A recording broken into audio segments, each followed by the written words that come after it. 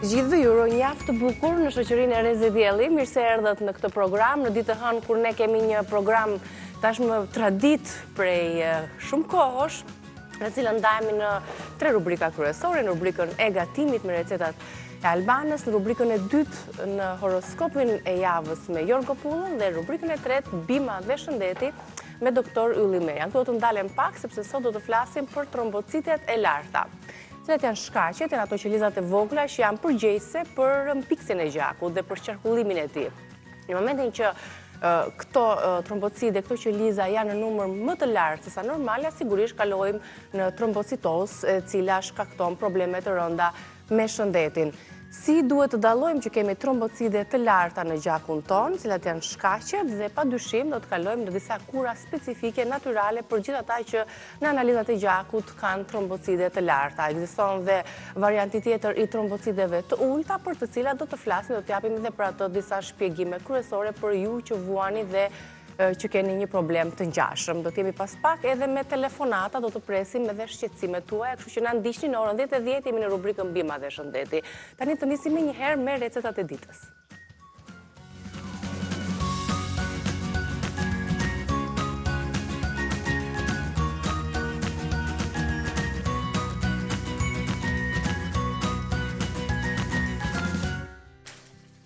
Të jetë kemi në kuzhinën tonë, me recetat e fillimit të javës, na ka zënë ky gripi, kjo gjendje gripale, kështu që edhe përmes ushqimit, ju që e vuani një gjendje të tillë gripale, duhet ta mposhni. Mirëmëngjes Albana. Kemi U dogje. Gjëra që ndodhin, e mësuar në kuzhinë. Herë në furrë, herë në sopë, janë ndjegje kështu Kështu si të lezetshme. Gatuem patlıxhan, një variant tjetër sot të patlıxhanëve. Musaka me patlıxhan. Faktika me patlıxhan, por është edhe me perime, sepse kam vendosur kunguj, patlıxhan është më shumë. Dhe në momentin që ke perime merr më tepër, prandaj e themi me patlıxhan. Po me perime, është patatja, është kungulli.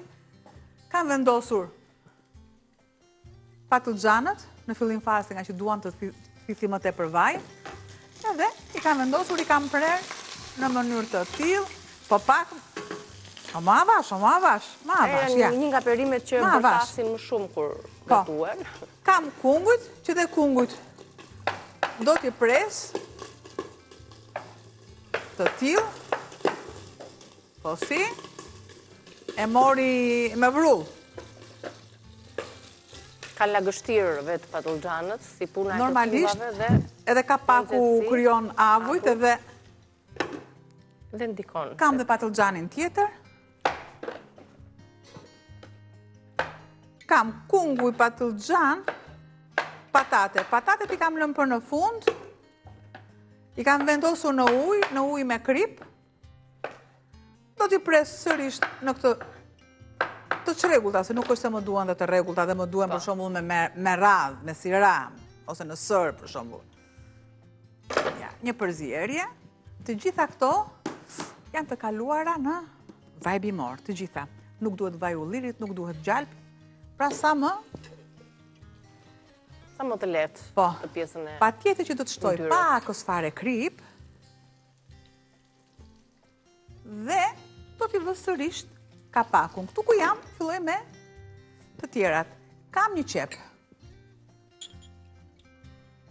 Tu kam vendosur qumshtin për ngrohet. Qepën, rozmarinën.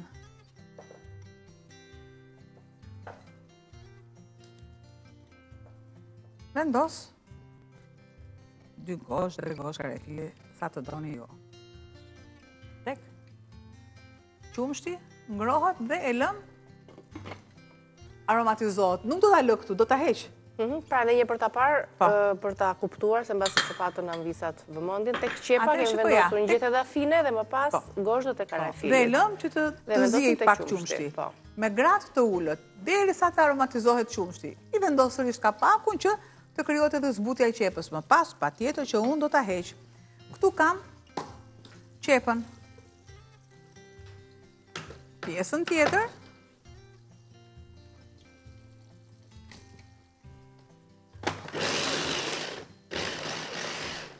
e lë,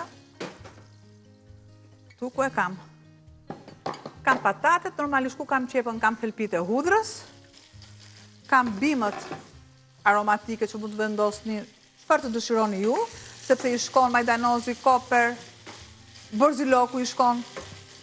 Por nëse janë të gjitha të ndërthurura bashkë, është akoma dhe më mirë. Ndër të rastet e ralla, se do premten për shembull thamë që borziloku nuk shkon ku kemi me nenexhikun. Janë dy aromat forta të përafërta në një familje, kështu që i kombinojmë ndryshe sot bimët aromatike me këto që po shihni në ekran, më kryesoret.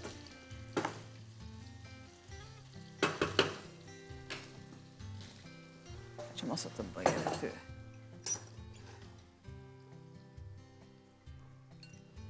Pra, ka urdisa në fillim fare patlıxhanin, dhe patlıxhani kërkon më tepër vaj.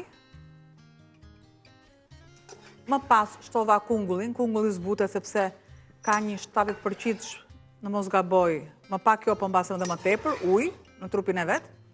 Që kështu, tani në këtë vaj, unë do marr patatet, ti kaloj në kaurdisjet e lehtë, po sikurse dhe në sotarizim të lehtë, fare. Hop, i largoj këtu, ja ku i kam. Marr.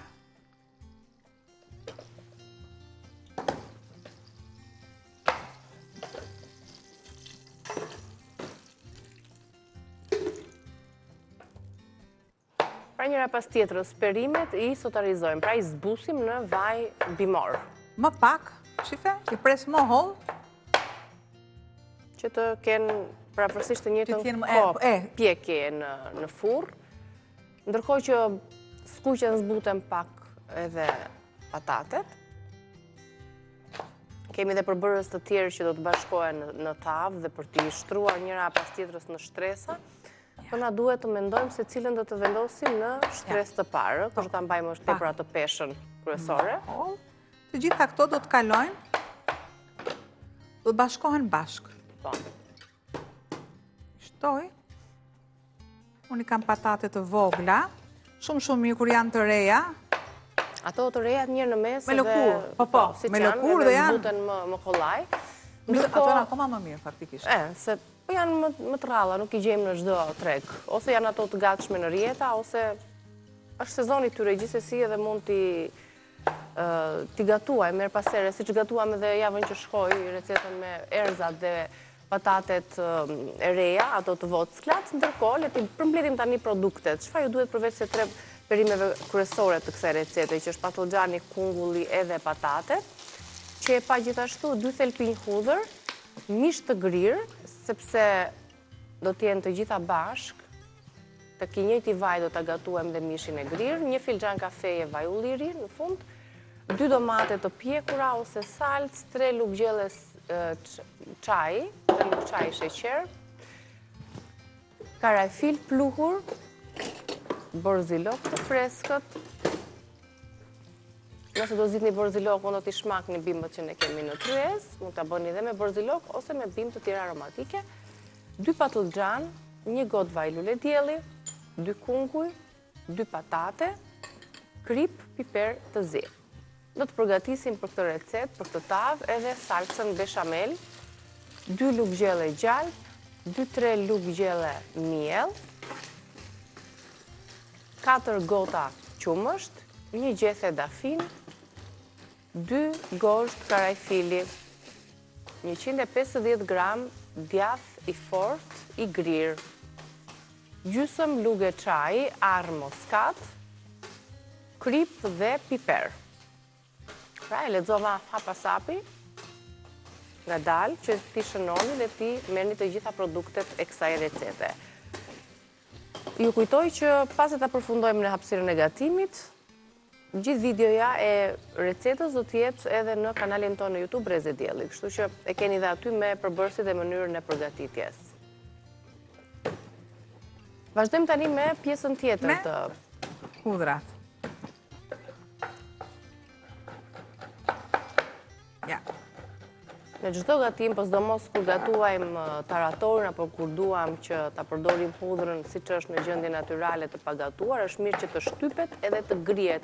Në sa më shumë copëza të imta të grihet hudhra, aq më shumë e lëshon dhe aktivizon atë përbërësin e kësaj kryesor, siç është alicina, që është antibiotiku natyral i hudhrës. Pra nuk mund ta gatuajmë, ta vendosim hudhrën siç është apo ta konsumojmë siç është. Duhet ta godasim, ta shtypim, ta presim në copëza të vogla në mënyrë që të përfitojmë sa më shumë prej vlerave që ajo ka. Edhe patatet janë gati. Prandaj kam prerë akoma dhe më të vogla. Sill.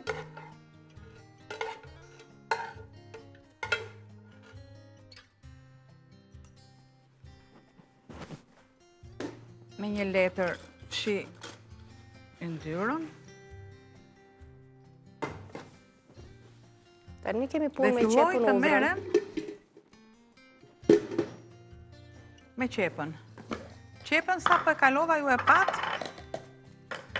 në blender. Do shete pak ujë që të zjejë më shumë, edhe tretet më smiri aty.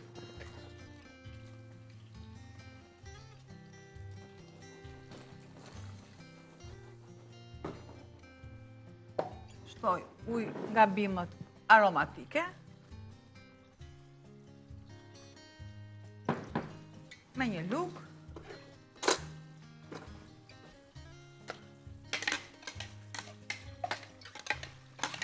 Ja.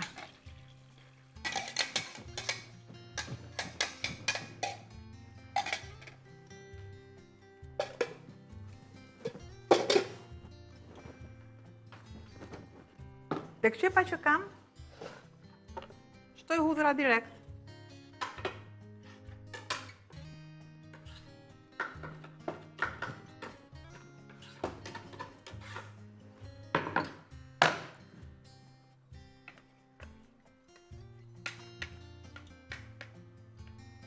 Qumshin ne kemi më një anë të aromatizuar, na duhet për beshamelin, për ta gatuar më pas.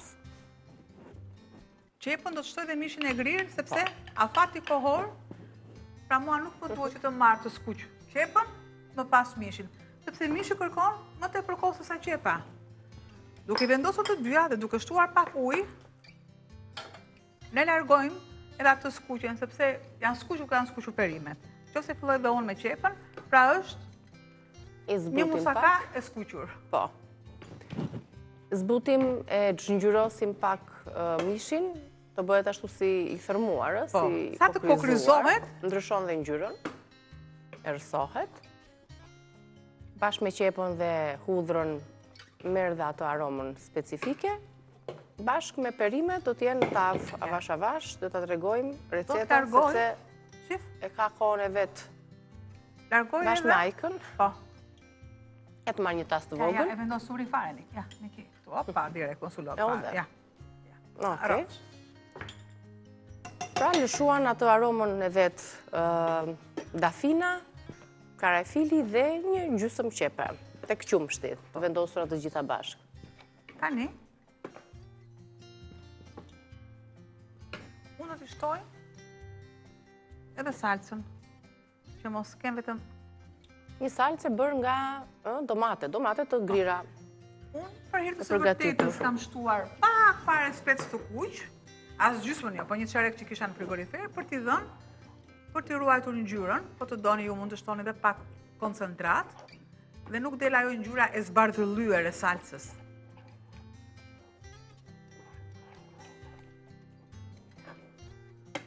Derisa të piqet mirë, të përthithen lëngjet, e të bëhet kështu si një kim, një masë e homogenizuar. Jo e shpërndar me më vete njëra produkt, apo më vete produkti tjetër, po bëhet një masë e përbashkët. Në këtë mënyrë, masën e kripës.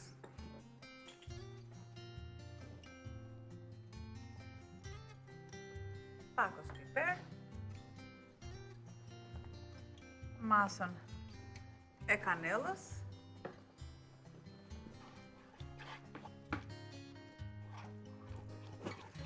Dhe lëm tani që të treten, që të shkëputemi ne, do t'ja vendosim edhe një herë ato. Edhe thjesht sa të sa ta prek pak aromat e dukura. Kaq.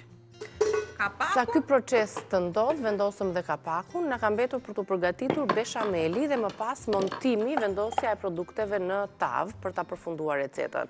Shtojmë dhe arën me skat, sepse e aromatizon qumshtin. Ne shkëputemi për mesazhin e ditës, ofertën e ditës të Prostatol dhe rikthehemi për ta vazhduar recetën dhe për të kaluar tek receta tjetër. Kemi lule shtrydhe, si o ti sjellim reçel, liker me lule shtrydhe kemi pjesën tjetër, kështu që ju presim. U kthyem në pjesën e fundit të hapësirës së sotme të gatimit për të vazhduar me musakan ton, me perime, me mish të grirë. Po përgatisim gati mishin e grirë të aromatizuar, formën e kimës. Pra, shtova, kanellën, në fund fare tani dafin, do thoni ju Albana ke dafinën tjetër. Normalisht që kjo është e konsumuar nga qumshti, po thjesht e lash edhe për më pak. Në të kundër ty shumë mirë, largoni vetëm dafinën, e kaloni në blender dhe e lejoni. Shtova masën e sheqerit, sepse duhet, edhe pjesën tjetër të kripës. Ja pra ku të gjithë përbërësit e salsës i kam këtu. Në një tenxhere tjetër, shtoj masën e gjalpit,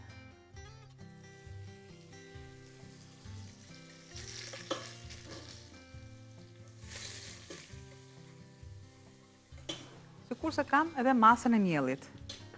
Gjalp kam më pak se masa e miellit, gjë që detyrohem dhe shtoj pak vaj bimor, normalisht që edhe nuk digjet vaj, pra fillon ajo zbutja e miellit në vaj. Derisa nuk fillon dhe lëshon aromën, sa aromat fillon vetëm kur piqet mielli. Po. Ja.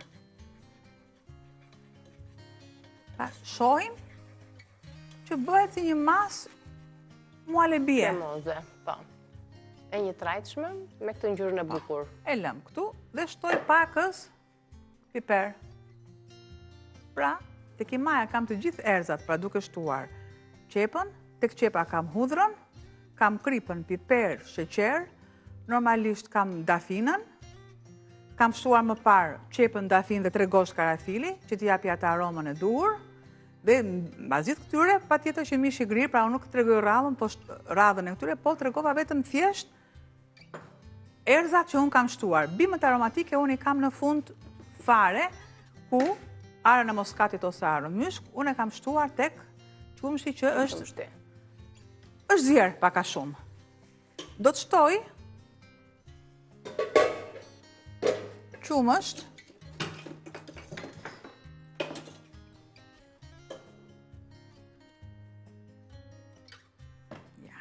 largoj.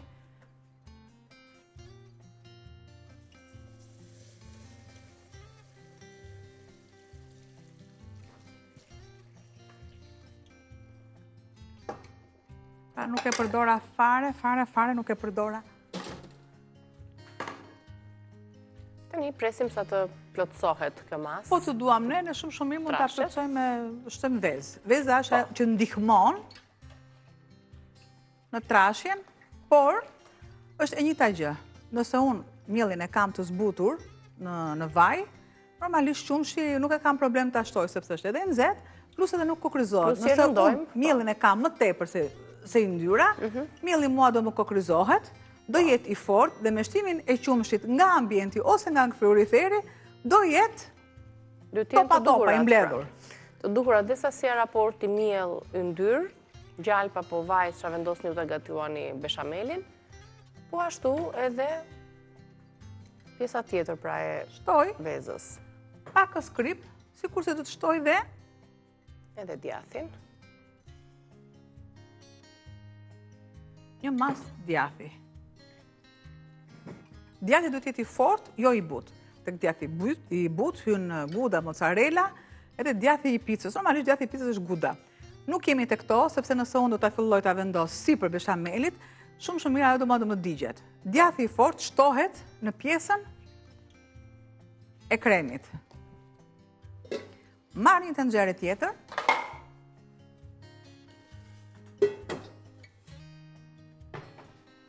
dhe shtoj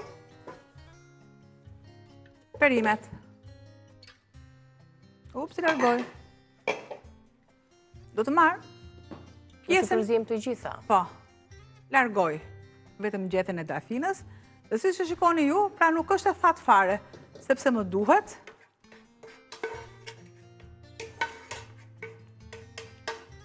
Ja fare, i lëm direkt tu. Ja, një përzierje të mirë. Shikon si do të shtoj masën e djathit.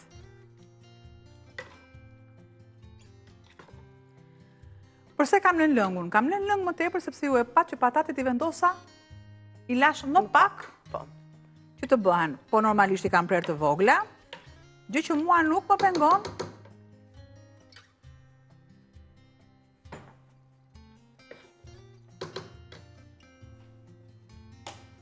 Pra i bëjmë të gjitha mix bashkë dhe i vendosim në tepsi, jo në mënyrat të tjera që kemi vendosur shtresat. Atëherë do vendosin e për shumë patates, vendoset patatja, patlıgjani, kungulli.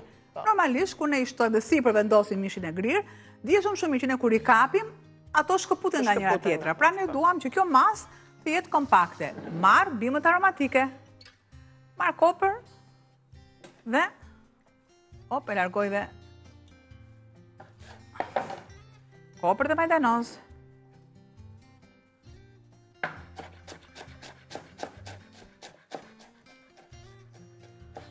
Shtoj bollshëm. Pra, aroma të jetë ndjellëse. Nuk e pres edhe imët, nuk dua që ta kemi imët, dua që të ndihet fuqishëm aroma e bimëve aromatike.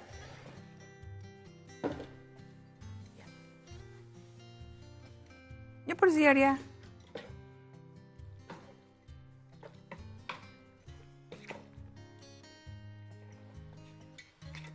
Janë të gjitha aromat. Janë të gjitha aromat. Pak kanel, pak karafil, bim aromatike. Të gjitha të përzierja. Të gjitha i shtoja. Lërë, mos e kapsa është bësë djekë. Edhe beshamelin në fund dhe direkt në furrë për ta pjekur. Ja. Pra procesi, edhe pse është ndryshe nga proceset e tjera, del një tavë shumë e shishme që duhet ta provoni. I zbusni fillimisht perimet patlıgjan, kunguj dhe patate, përgatisni kimën me mishin e gri, qepën, hudhrat, karafil, salcën e domates, kanel, gjithashtu kri piper të zi. Beshamelin duke ka urdisur mielin në gjalp, duke shtuar armoskat të qumshi dhe një qep me gozhdët, karafili dhe me dafinën, qumësht të nxehtë. E shtojmë tek mielli, e përgatisim beshamelin këtë lloj salce, të cilën ja shtojmë tani në fund, gjithashtu. Mos harroni dhe djathin e picës apo djathin e butë që ju keni në shtëpi. Atëherë, shtoj direkt. Kjo mas tani mbulon. Nuk e dua garuzhde. Nuk është se më ndihmon ajo. Ja, opa, direkt.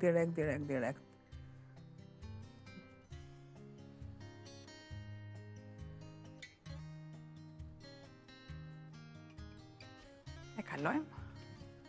Kjo është tava. Ashtë të merë një. E një lëvizje. Lërë dhe pak të ftohë, duke u ftohë është akoma me mirë. E vendosim në një furrë të parangrohur për ta pjekur. Do të presim derisa të përthithen lëngjet, të kulloj. E mira është ta lëm pak sa, pak fare sa të në pikset.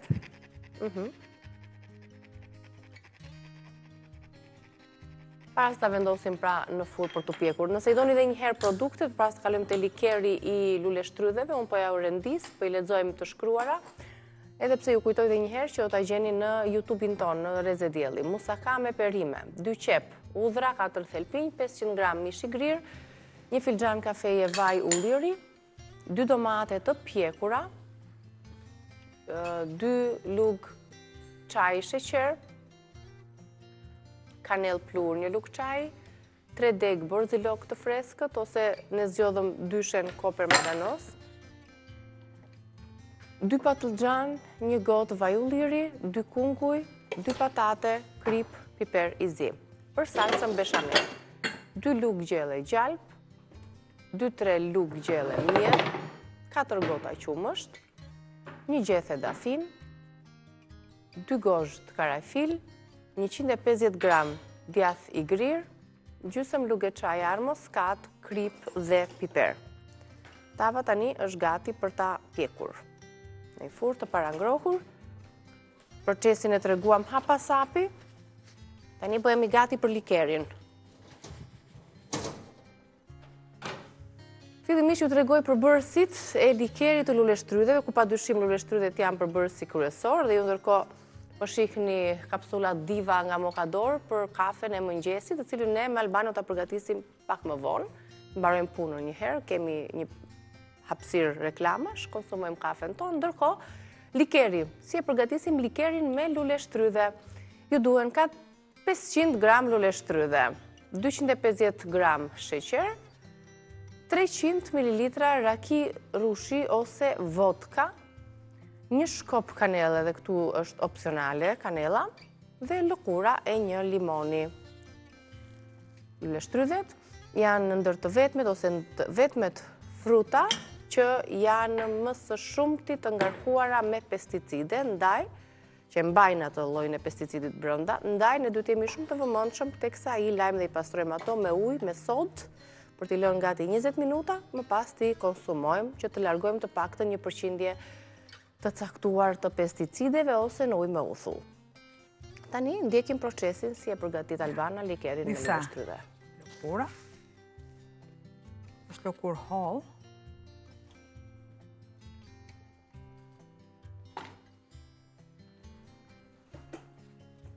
Shtoj lëkurat e limonit. Normalisht shtoj edhe kanelën, gjysmën e sheqerit ta shtoj tani dhe gjysmën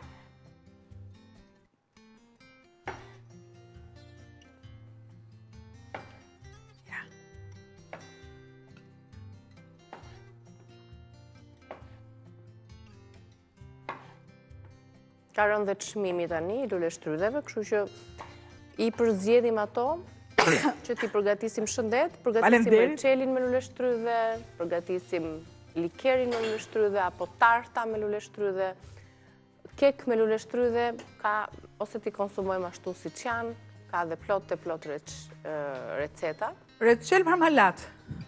Po. Reçel marmalat. Zhele. Shumë të mira, duke vendosur bollshëm, lëngun, detokset. Po, ka plot mënyra për t'i përfshim, mjafton t'i pastrojmë. Një pjesë të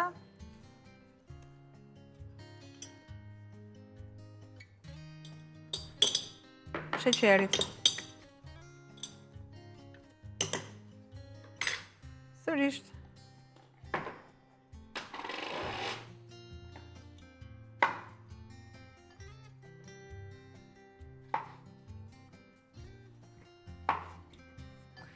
Mund të keni kavanoz më të vegjël, mund të paksoni masën, ose mund të ashtoni, ha?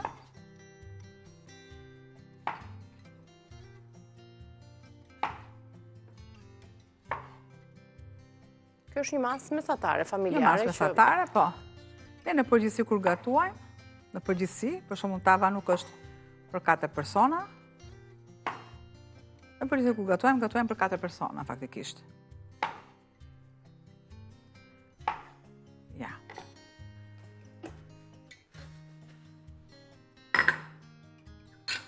Kemi shtuar pjesën më të madhe kryesore të përbërësve, lëkurën e limonit, sheqerin dhe luleshtrydhet. Shtresa. Që të ketë mjaftueshëm. Në të kundërt, përdorni mjalt.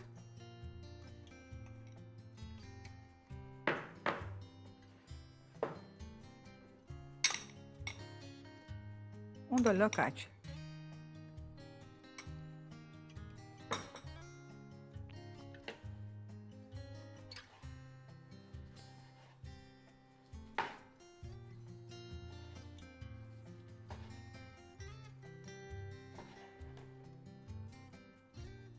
Pra edhe lëkura do t'i shtojmë edhe këto copëzat e brendshme me tullin me lëngun e limonit, sepse mban luleshtrydhen të fortë, jo të qullet. Për këtë arsye shtohet edhe limoni. Lëngu, siç e shikoni ju, prandaj edhe në sherbet, në shurup, pra vazhdimisht ne përdorim lëngun e limonit. Do të shtoj masën. Raki, vodka, uzo.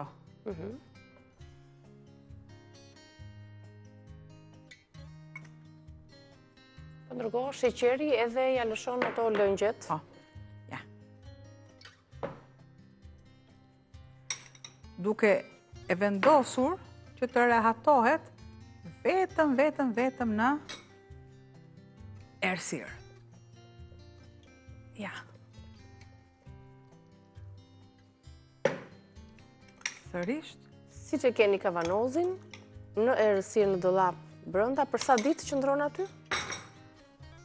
Po do, paktën. Unë them 2 javë. Disa thonë për shembull është ai gatuajnë për 5 minuta, që për 5 minuta ti nuk gatuan. Po. Themi për 7 ditë, 7 ditë ju desh Zotit bënte njeriu edhe sërish me hundën pati probleme. Do duket jo më tani me likerin, po. Derisa fillon ai lëngu i kuq. Është e njëjta gjë, ato që bëre me hithrat me trëndafilin, se hithrat me trëndafilin, me trëndafilin, do të trëndafili ishte super. Ishte super. Dhe kërkon ai vetë i ëmbël dhe kërkojnë atë aftësinë që të joshë sepse ka shumë sheqer. Normalisht masat kavanozët janë më të mëdhenj. E vendosim edhe kapakun. Të tillë duhet. Kapak i tillë. Normalisht unë demonstroj që të duket më bukur kështu, ose në të kundërt i vendosim membranë dhe me xelotape. Dhe jemi shumë në rregull. Pra, mjafton të jetë hermetike, e mbushim. Po. Plot me luleshtrydhe, sheqer, limon edhe shkopin e kanellës dhe të gjithë këtë masë të mbuluar e lëm në errësirë. Ju të shihni pas një jave, një lëng të kuq, do ta kulloni dhe do ta shijoni në të freskët. Të vendosni dhe të qëndrojë në frigorifer që ta shijoni atë likerin e freskët për të qërasur misht. Edhe njëherë produktet çfarë na u desh për përgatitjen e likerit me luleshtrydhe. Liker nga ndonjë frut tjetër për shumë mund të përgatitet. Kërshia, me qërshin është akoma dhe më mirë se bëhet ndërthuret një çaj i paqes, i qetësisë dhe i dashurisë. Me vetëm me qershit? Po, me qershit. Do ta sjellim edhe këtu. Kur të bëni qershit, ndërkohë shënojni dhe produktet e likerit në raportin 500 gram luleshtrydhe, 250 gram sheqer. Pra luleshtrydhe do të keni 2 fishin e sasisë të sheqerit. Ky është raporti, pra nëse do të bëni 250 gram sheqer, 500 gram luleshtrydhe, 300 ml raki rushi ose vodka, një shkop kanele dhe lëkura i një limoni. Të gjitha produktet në një kavanoz, në errësirë dhe shijoni pas një jave. Ndërkohë në furr vazhdon të piqet musakaja, do ta lëm diku te 30-40 minuta. Në varësi të furrave, temperaturën tonë që kemi. Ne pas pak do të jemi me Jorgo Pullon për të folur për horoskopin javor të 12 shenjave të zodiakut për gjatë kësaj jave. Do t'i marrim javët me radhë siç kemi bërë për gjatë gjithë sezonit, duke qenë se jemi edhe pak muaj javë në fund të përfundojmë këtë sezon. Ndërkohë, pas pak sërish me doktor Ylli Merjan, një kujtoj dhe njëherë do të flasim për trombocidet e larta. Do ndalim të kjo problematik, sepse është ndoshta dhe më e shpesht ndër njerëzit që vuajnë nga trombocidet e larta, ju shkakton piksjen e gjakut, problemet të tjera mjekësore, shëndetësore, ndërkohë që nëse neglizhohet, pasojat janë edhe fatale. Kështu që trombocidet e larta kanë disa shenja, cilat janë ato të cilat e nuk i kuptojmë shpesher, si të brendshme ashtu edhe të jashtme, do të tregojmë edhe disa mënyra natyrale se si t'i trajtojmë. Para se të shkojmë të bëjmë analizat e gjakut, do t'i kuptojmë simptoma, do të bëjmë analiza dhe më pas gjithmonë në konsult me mjekun do të trajtojmë edhe trombocitet e larta, po ashtu një informacion edhe për ato të ultat, të cilat edhe ato sjellin një problematik shëndetësore. Ne përfunduam në kuzhinë, ju pres pas publicitetit, fillojmë me horoskopin me Jorgo Pullon.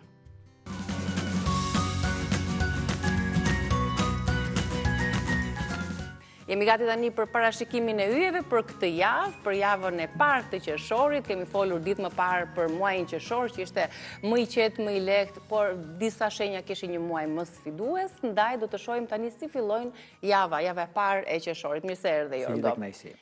Të flasim fillimisht për përshkrimin astrologjik të kësaj javë dhe më pas i marrim shenjat me rast që kemi tradit. Po. Kjo javë është një javë shumë e mirë dhe kompakte me ato që duhen të bëjmë. Lidhje me çështjet punës, sepse kemi dy aktivitete planetare shumë pozitive. Kemi ndikimin e Afroditës që ndikohet shumë 3 ditë para 3 ditë pas. Ka ndikime shumë të mira në fushën e punës dhe fushën e karrierës.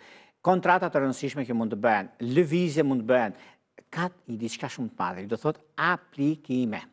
Çështje pasuri e palujshme, marrin zgjidhje. Dhe është një kohë shumë e përshtatshme për vendime të rëndësishme të kësaj natyre, sepse pikërisht kjo javë, pas edhe javët e tjera që do vinë, dhe është një kohë shumë e mirë dhe tepër pozitive. Sepse kemi të mërkurë dhe të njëjtë, që është një kohë shumë e përshtatshme në lidhje me marrje vendime të rëndësishme ose të trokasim për disa probleme që mund të kenë. E kështu me radhë, janë gjërat janë të shohim si do të jetë me radhë për dashin, java e parë, ku do të sfidohet më tepër dashi. Dashi duket se ka një ndikim shumë të mirë në fushën e punës, se do kenë lëvizje nga një vend punë në një vend tjetër. Po kjo është diçka shumë e mirë dhe është e mbarë, do thosha unë, në fushën e karrierës, sepse ka mundësira shumë të mëdha pikërisht ditën sot. Ditën e mërkurë dhe ditën e premte janë ditë shumë të mira për marrje vendime të rëndësishme në kohën e dur. Edhe pse me disa vendime, me disa ndryshime të vogla, por është momenti më i mirë i mushëm për të qenë korrekt me atë çka bëhet dhe është momenti më i mirë tani. Në fushën e dashurisë, edhe pse të shenjës së dashit kanë pasur një problem të 10 ditë të parë, por kjo nuk do të thotë se është një problem i madh sepse e zgjidhin pikërisht tani dhe është momenti i duhur për zgjidhur problemet nëse kanë pasur çështje të tilla, sidomos ka të bëjnë dash peshore, të jenë pak të vëmendshme, mos të nxitohen. Motoja për sa përket dashurisë është eci avash sepse nxitoj. Demi, kalojmë tek Demi, shenja e dytë. Për demët mund të flasim gjatë gjithë javës, se demët kanë ndikimin e madh, kanë Afroditën dhe planetet e tjera që ndikojnë, u japin një mundësi plus në fushën e punës. Ata do gëzojnë shumë me marrjen e një pasurie të palujshme që kanë kohë që e presin dhe mund marrin një dokument. I dokumenti është shumë i rëndësishëm ky dokument për sa përket çështjeve madhore ekonomike financiare, çështje që mund të zgjidhin një problem të madh ata që merren me punë të ndryshme, me tregëtin sidomos një herë, ka një mundësi të artë për sa përket kësaj jave dhe është java më e mirë e mushme sepse ndikohet edhe koha është e mirë, edhe mundësi që ata kanë për rritje të ardhurës. Ata kanë pasur një problem që shenjës së demit para 3 muajve, por duket se ky muaj dhe kjo javë i favorizon jashtëmase. Kurse në çështje që lidhen me anën shpirtërore, edhe pse demët janë të sinqertë, në fakt, por disa tjera prishën disa ekuilibra edhe disa thashatheme që mund bëhen, por këto janë thashatheme të kohës, thashatheme që do ngelen gjithë jetën, do kenë probleme nga gjithë jetën, por rësia ka që t'i zgjidhim. Dhe kjo është koha e zgjidhjes së problemeve të tyre. Kalojmë tek binjakët. Binjakët, shenja ajri, kanë lidhje shumë për sa përket kësaj javë, lidhje me profesionin, lidhje me punën e tyre, lidhje me atë çka ata duhen të bëjnë. Dhe është një moment i artë tani në lidhje me punën aktuale, lidhje me disa ndikime shumë të mëdha që kanë binjakët, por binjakët kanë një gjë tjetër, sepse janë një ofertë shumë të madhe që ja marrin tani, është ofertë pune në role drejtuese, por kjo do të shikojnë që kur firmës kur vullosin se duhet pak kujdes nga kush ka qenë më parë. Por gjithsesi binjakët përqendrohen shumë se kanë komunikimin dhe kanë mundësi të reja që do të kenë gjithashtu në lidhje me çështje shpirtërore të palidhur, kanë një mundësi të ardhë mbas ditës së premte e tutje, ka diçka një surprizë shumë të mirë për ata. Gaforja. Për gaforet e duket se futemi në një fazë të rëndësishme ku ndikimet që kanë të bëjnë tani, sidomos lidhe me diellin, lidhe me hënën, intrekantës që bën dhe Saturni gjithashtu, u jep një mundësi të madhe në lidhje me çështjet që kanë bëjnë me ekonominë dhe stabilizimin dhe mundësi të tjera që do jepet tani tutje, por meqense trekëndësi që bën Afrodita me Neptunin, do të thotë ekonomi çështje kreditimi, kredi për marrjen e një biznesi, për rregullimin e një biznesi dhe për të rritur biznesin e të ardhët e tyre, dhe kjo është një mundësi shumë e artë. Në lidhje me çështje shpirtërore, lidhje që kanë të bëjnë me dash të 10 ditë të parë dhe me akrep të 10 ditë të dytë, është ideale edhe pse jo mund të zgjidhin problemet që ata kanë dhe është një mundësi një pasardhës është e mundur të ndodhi. Le të shohim të kalojmë tani tek shenja pasardhëse, Luani. Luanët duket se për këtë javë ndihen të kënaqur për punën e tyre, vlerësimi që ata kanë marrë nga të tretët, ka një mundësi shumë të mirë tani sepse edhe punën e tyre me çështjet madhore që ata kanë, mundësi punësimi, për ata që janë në diasporë, marrin një dokumente shumë të rëndësishëm, ose presin një pasaportë ose një dokument që ata i bën që mos kenë probleme me ligjin, mos kenë probleme me çështjet dhe i gëzim shumë i madh që kanë luanët, familjet e tyre do ta kenë çështje penale që kanë pasur jashtë, ku diun diçka e tillë, që marrin përfaqësinë dhe është një mundësi shumë e mirë pikërisht kjo javë favorizon një gjë të tillë dhe është momenti më ideal i që ndonjëherë, kurse në dashuri janë pak fajtor. Në dashuri sepse merren shumë me punën në 90% dhe 10% lënë dashurinë, familjen, ku diun. Por duhet të ndojmë pak të rregullojmë pak kohën. Kalojmë tek shenja tjetër, Virgjëresha. Virgjëresha. Virgjëresha, unë e them të madhe dhe kam thënë, sepse Virgjëresha gjithmonë nisin dhe bëtisin disa gjëra, kujtohen në fund pastaj, pse nuk u bë kjo, domethënë, ose e kisha në plan për nuk e realizoha. Unë them Virgjëreshave të 30 diqve që mirë është që planet që ata kanë të mos i ekspozojnë, se një ekspozim tek një shoqje, tek një shok, tek një mik, ku diun do bëj këtë do bëte, asgjë s'bëjnë. Dhe kjo është diçka shumë pozitive dhe madje ka një mundësi të art, nuk e diskutoj unë këtë gjë dhe nuk e vën dyshim, por do dëgjojmë gjëra të papritura në favorin e tyre, për disa mund të shkojnë, mund të lënë punën fare të keni një punë të re. Nuk e diskutoj, këtë që do ka për të ndodhur. Mos do tani, do ndodhë pak më vonë. Por gjithsesi, koha dhe periudha është mjaft e mirë, sepse presin diçka të tillë, edhe në fushën e dashurisë të palidhurit do të kenë kujdes, sepse jo gjithmonë lidhja, njohja, dashuria, fejesa, martesa është kafe ekspres. Prandaj duhet pasur kujdes në këtë pikë, të mendojnë mirë, pra të veprojnë. Kalojmë tek peshorja.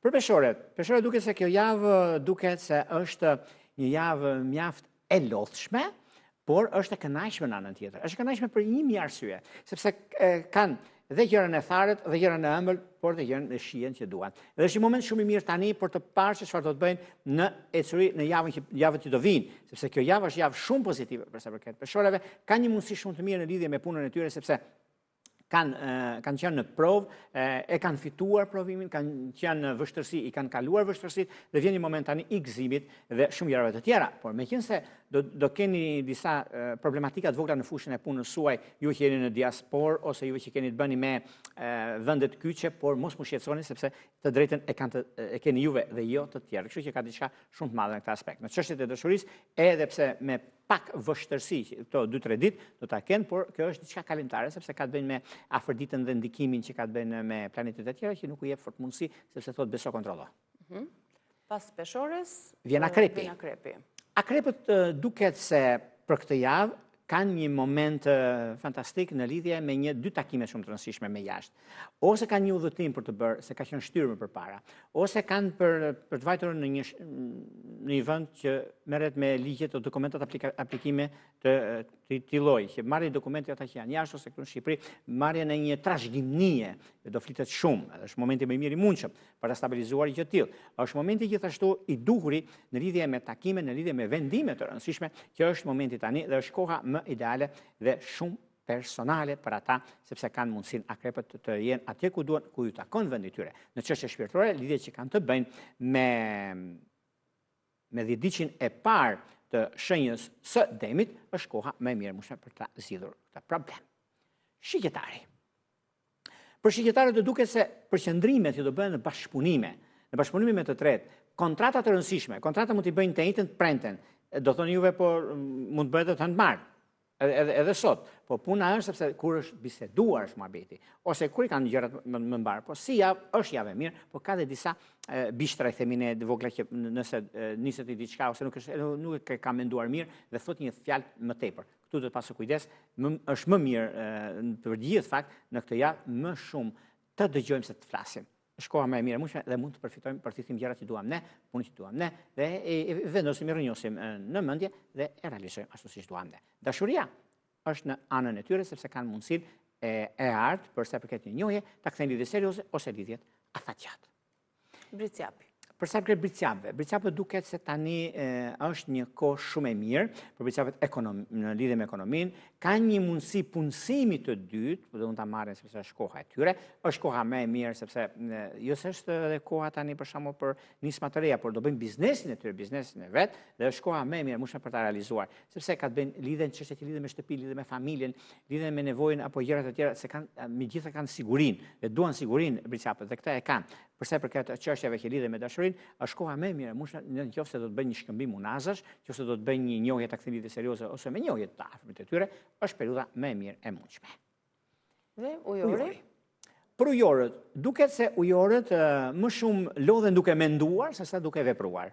Dhe unë ju them ujorëve që është mirë që ata gjë që keni ndërmend, keni vendosur më përpara, atëherë mund ta shfaqni, mund bëni një farë sondazhi ose diçka që më them studim tregu që të nisni diçka të re. Është momenti juaj për ta bërë diçka të tillë, sepse shenjat e ajrit e kanë gjithmonë janë një hap para për sa i përket këtyre gjërave dhe është koha më e mirë mushme për ta stabilizuar një gjë të tillë. Në fushën e dashurisë, edhe pse kanë pasur një ndarje me vjetërisht të 10 të tretë ose me peshk të 10 të dytë, duke se do ta zgjidhin pikërisht në këtë javë, është java e mirë e zgjidhjeve të problemeve të dashurisë. Shenja e fundit, peshqit. Për peshqit duket se ka ardhur koha që gjërat të fillojnë nga rënjë dhe jo nga degët.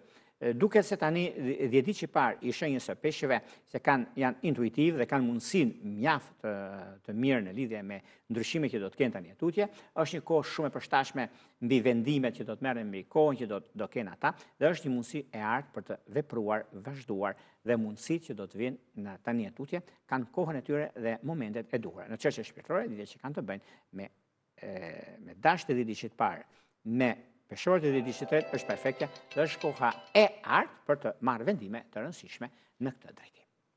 Këto ishin 12 shenjat se si do të përqasen ato me pozicionimet e planeteve të ndryshme për javën e parë të qershorit, kështu që vendimet do takojnë ne të veprojmë dhe të zgjedhim ato fusha ku duhet të japim më tepër potencial, apo jo ku duhet të mëshojmë më tepër dhe ta manifestojmë. Na jep mundësinë. Falenderoj, Jorgo Turë, javë të mbarë, ne do të shkëputemi, ka flesh informativ, publicitet, të rikthehemi pas pak në Rezen Ton.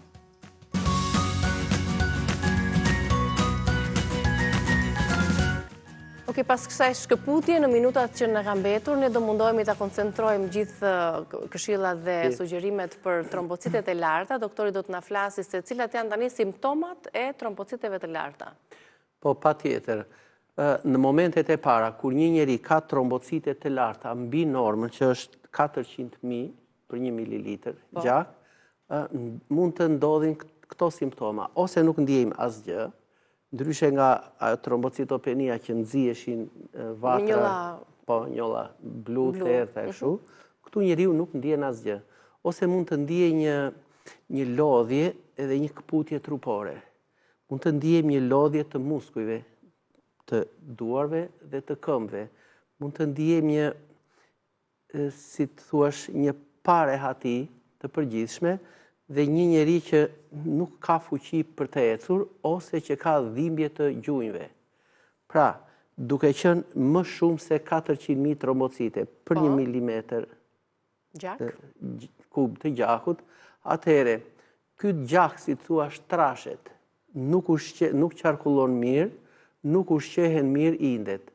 Kështu që do të ndiejmë me vërtet këtë lodhjen e kokës dhe këtë rëndesën kokë, por po kështu edhe indet e tjera nuk na ushqehen mirë me gjak dhe me oksigjen, prandaj ndiejmë këtë lodhjen e tyre. Po që do t'jetë e vazhdueshme, nuk është se ndodh vetëm mirë kjo lodhje, apo jo, është e përditshme. Po, është si thua e vazhdueshme.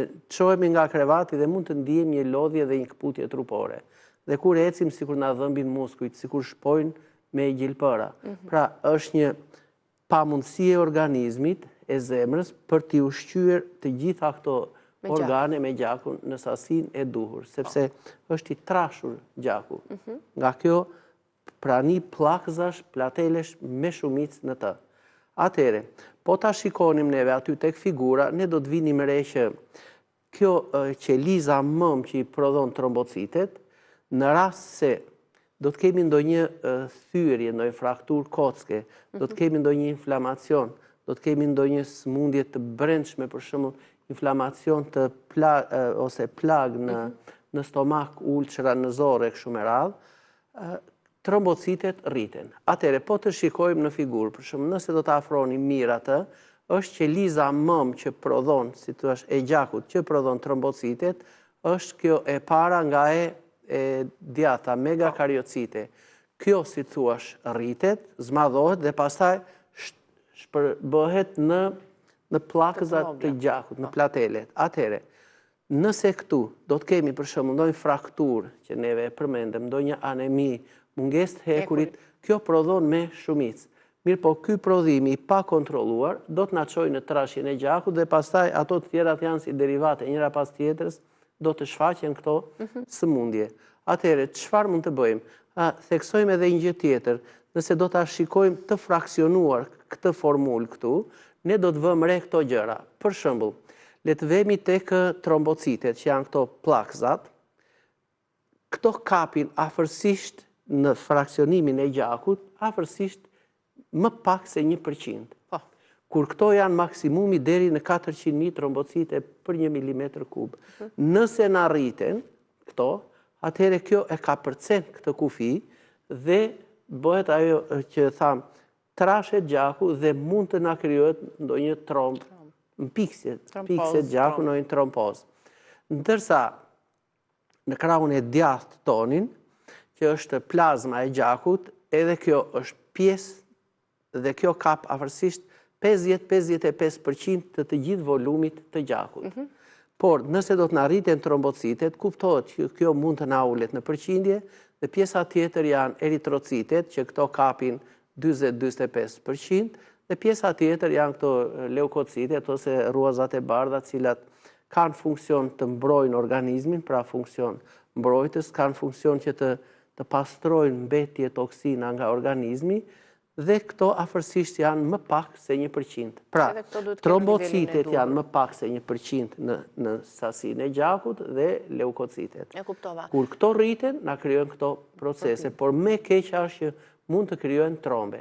Këto trombocitet kanë si funksion që në rast se pritemi, vritemi, ndonjë plagë e brendshme kështu, të mbyllin plagët, të formojnë një si lejojnë gjakderdhjen në tepërt. Po, pra, bashkë me fibrinat, këto fillojnë të mblidhen, të bashkohen këto platelet me njëra tjetrën, të bashkohen, të mbyllin plagën, ta forcojnë atë dhe pastaj mbi të këto fibrinat të formojnë atë si kore, për shembull që vë plaga mbi vete, si thuash të taposet mirë vendi ku u dëmtua dhe nuk kemi më hemoragji gjaku. Kur këto janë me shumicë, për shembull trombocitet e prodhuara, një pjesë e mirë e tyre depozitohet në shpretk.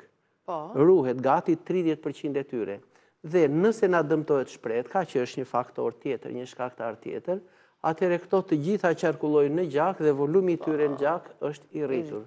I lartë. Pra, krahas simptomave që do ndjejmë, do bëjmë atë pasqyrën e gjakut për të kuptuar nivelin e lartë apo pasqyrën e duhur të trombociteve. Mirë është të bëhen analizat. Po, analizat tregon më të plot gjithë pasqyrën e asaj figurës që nëse u personi ka këto simptoma, është mirë të shkojë tek mjeku dhe të bëjë më parë atë hemogramën. Ose atë gjakun komplet dhe del aty tamam, ose ti thot duhet të bësh një trombocit.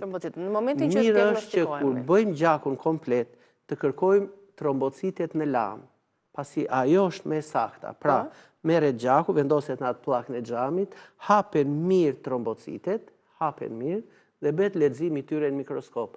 Kjo është mënyra më saktë dhe më mirë. Ato kanë vetëm një të keqe, po të jetë ftohët në laborator, këto tentojnë që të rrinë të grupuar dhe mund të numërohen me vështirësi. Mund të nxjerrin numrin e gabuar të tyre. Një diagnozi tregon trombocite të larta, si trajtohet në mënyrë natyrale? Nga do t'ja nisim? Po, atëre, nëse do të shikojmë, për shembull, analizat, shikojmë edhe tregues të tjerë, pra jo vetëm me këtë analizë dhe neve do të gjykojmë, por do të shikojmë, për shembull, ndoshta edhe faktorin reumatoid, shikojmë eritrosentimentin, si është precipitimi i ruazave të kuqe të gjakut. Për shembull, nëse jemi më pak se 20 mm në orë, jemi në rregull, nuk kemi ndonjë vatër inflamacioni.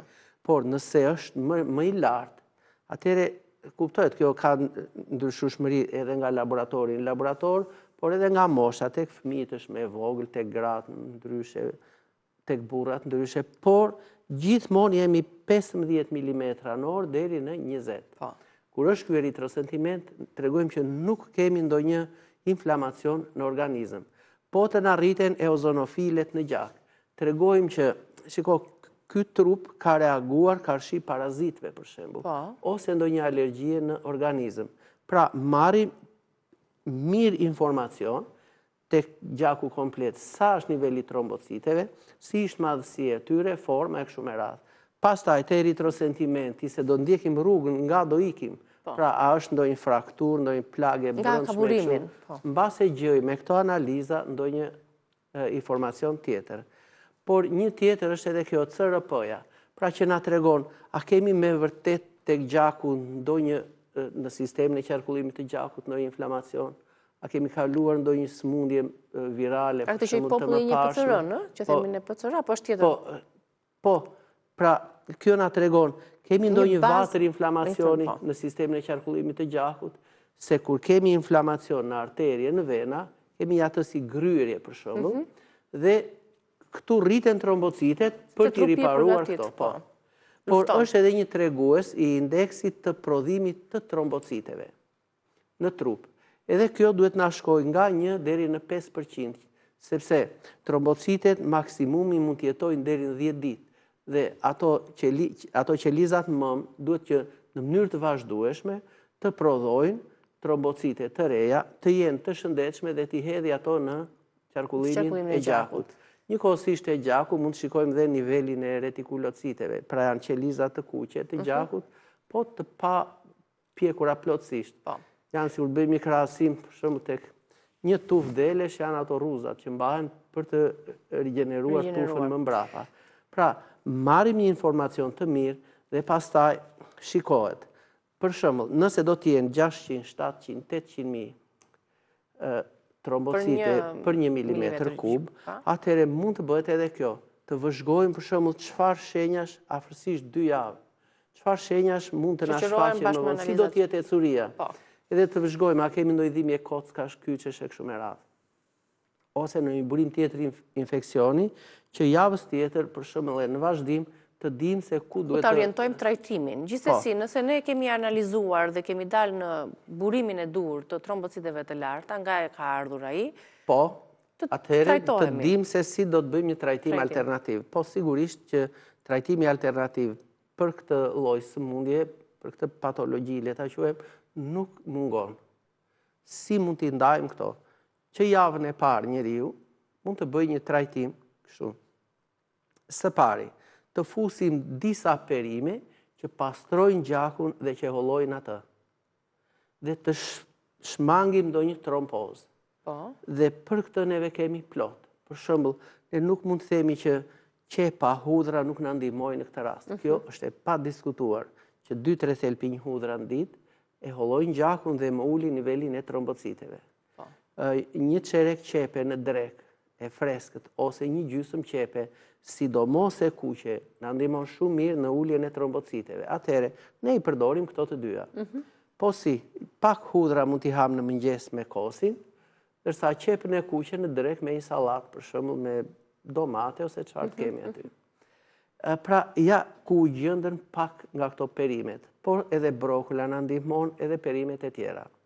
Jo vetëm të bazohemi tek perimet, por kemi disa bime medicinale, por le të futemi te pak erza që janë sa antiinflamatore, aq edhe detoksifikuese për trupin. Ku mbizotëron shafrani, me sa po shoh në... Është shafrani i Indis, ajo kurkuma, që ka atë kurkuminën, është gjinxheri, i cili është një antiinflamator i mrekullueshëm, dhe sidomos një antiinflamator për rrugët e frymëmarrjes, për mushkrit dhe për stomakun. Pasi, nëse do të kishim një inflamacion në mushkri, atëherë trombocitet do të rriten në mënyrë të përshpejtuar.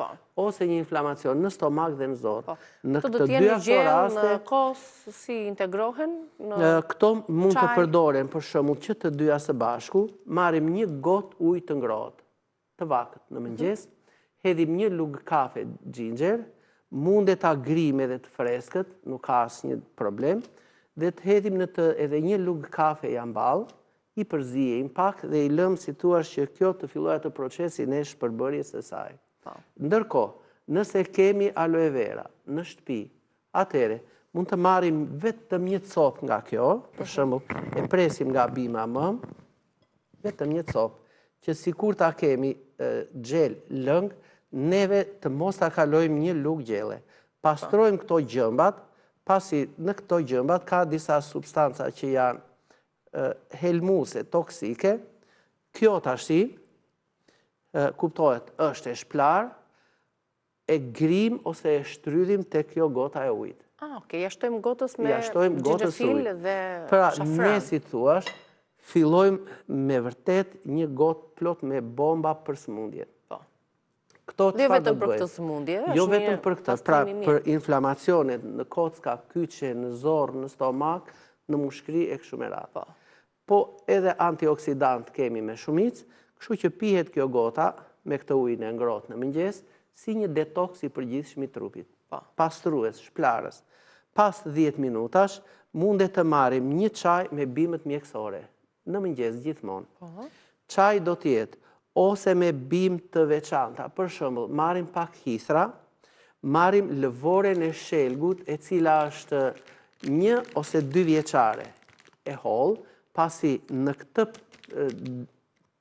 lëkurë të kësaj bime, pra në këto degza që janë afërsisht sa gishti të trasha, ose si ato shufrat e thuprave që bëhen shporta kështu me radhë, po ato bëhen me shelgun e zi. Ne flasim për shelgun e bardhë, Salix alba. Atëre, ky çaj do të na ndihmojë shumë mirë në uljen e trombociteve dhe në hollimin e gjakut. Mund që kjo të kooperohet, të bashkohet për shembull me hithrat, me gjethet e manaferës, mund të hedhim pak çaj të gjelbër në të dhe ky është një çaj që më ndihmon më së miri për uljen e trombociteve. Pra do ulen inflamacionet. Pas dite nga ky çaj. Nga ky çaj mund të pihen 2 deri në 3 gota në ditë. Gjatë ditës, po. Në mungesë të këtyre, neve marrim në 2 litra e gjysmë ujë, hedhim një pako çaj reumer, sepse edhe kjo është për një ndër shkaktarët më kryesor e reumatizma, faktorët reumatoid, që na ndihmon në rritjen e trombociteve. Atëre, te ky çaj neve shtojmë edhe një dorë pak me lëvore shelgu, mund të shtojmë pak çaj të gjelbër, mund të shtojmë pak hithra nëse kemi e kështu me radhë. Pra, bëjmë një çaj sa antiinflamator, aq edhe nxitës dhe përmirësues të qarkullimit të gjakut. Nga ky çaj, po, pihen afërsisht 3 gota në ditë, një në mëngjes, një në drekë, një në darkë. Sa ditë zgjat ky trajtimi? Për të bërë analizat pasardhëse dhe për të kontrolluar ato. Së paku 2 javë. 2 javë. Mos thot ndonjëri ore, çfarë po bën? Ti po merr në qafë njerëz. Jo, ne nuk bëjmë asnjë mëkat. Njeriu do të jetë i qetë, do të shikojë që diçka do fillojë të ndryshojë. Këto bimë që ne përmendëm këtu janë të tëra antiinflamatore dhe organizmi fillon një farë rigjenerimi së brendshëm. Sepse pastrohet, inflamacioni kalon. Dhe tashi do të vemi ku do të shkojnë këto trombocite. Këto trombocite të gjata, të larta, që përfundojnë, se duke kanë numrin e tyre të lartë. Po, këto mund të jetojnë maksimumi, gjatësia e jetës së tyre është 7 deri në 10 ditë. Ndaj aq gjatë edhe trajtimi. Pra, gjaku pastaj do t'i largohet, pastrohet dhe këto më së shumti shkatërrohen, si thuash, tek pankreasi. Po kështu pastrimin e këtyre eritrociteve, se edhe ato nuk janë të përjetësisht të pavdekshme, edhe ato jetojnë afërsisht 120 ditë. Pra, çdo gjë në gjak është në prodhim të vazhdueshëm, në rigjenerim të vazhdueshëm. Kështu që kur t'i vi radha për t'u prodhuar trombocitet e reja, që ne do ta shohim me atë indeksin, për shembull, po, atëherë nuk do prodhohen 800.000, po do të prodhohen më pak. Kjo është pa diskutim e provuar tek ne. Atëherë, mbas 2 javësh, bëjmë edhe një analizë dhe shikojmë si është gjendja. Se varet në ç'nivele ka patur pacienti, numrin e trombociteve, nëse ajo është shumë e lartë, do të duhet edhe një analizën e parë, e duke bërë analizën prap pas 2 javësh, ne do të shikojmë se si është ecuria e tyre. Kush është më e dëmshme, trombocitet e larta apo të ulta në nivelet poshtë minimale? Si të thuash, jo që është e ullët, organizmi është i pa mbrojtur karshi një dëmtimi. Një infeksioni, një dëmtimi të jashtëm. Jo, u preve, u vrave, u shëme, nuk në ndalohet hemoragjia. Po. Ndërsa, kjo që është e lartë, na qonë në trompoza, na qonë në piksje gjaku, na lë organet si të uritura, nuk oksigenojnë mirë organet, pra edhe kjo është e dëmshme, po në krahun tjetër të saj.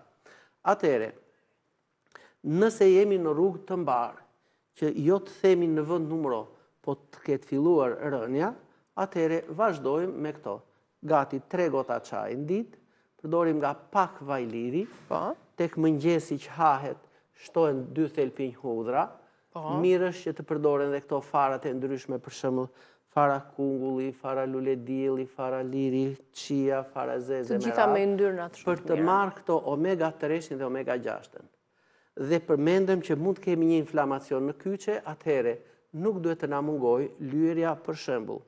Nëse jemi në kushte shtëpie dhe bëjmë pak vaj, ndoshta me çik spec djegës, të kaurdisura kështu, për të nxitur qarkullimin e gjakut. Për të nxitur qarkullimin e gjakut, po ose mund të shtojmë dhe pika të vaj të livandos, të ndonjë dafine e kështu me radhë, mund t'i lyejmë kockat e kyçet për të zvogluar ato inflamacionet, gryerjet e kockave kur fërkohen me njëra tjetrën, ose në mëngjes lyejemi me kremin reumer në përgjithësi, në darkë me vajin reumer. Trupi do t'jetë shumë herë më i qetë, shumë më i lehtësuar, edhe sikur të kemi inflamacionin në kyçe ulen, kështu që pa diskutim organizmi fillon atë rigjenerimin së brendshmi dhe niveli i trombociteve do të bjerë. Qartë. Këto ishin këshillat e përgjithshme për trombocitet e larta. Bisedën do ta gjeni edhe në kanalin e Rrezë Dielli në YouTube për t'u rikthyer edhe një herë recetës formulave që doktori dha. Faleminderit dhe javë të mbarë, doktor. Shihemi të ardhshme. Faleminderit për këshillat dhe për vëmendjen tuaj. Shihemi nesër me Rrezë Dielli. Qëndroni në Report Televizion.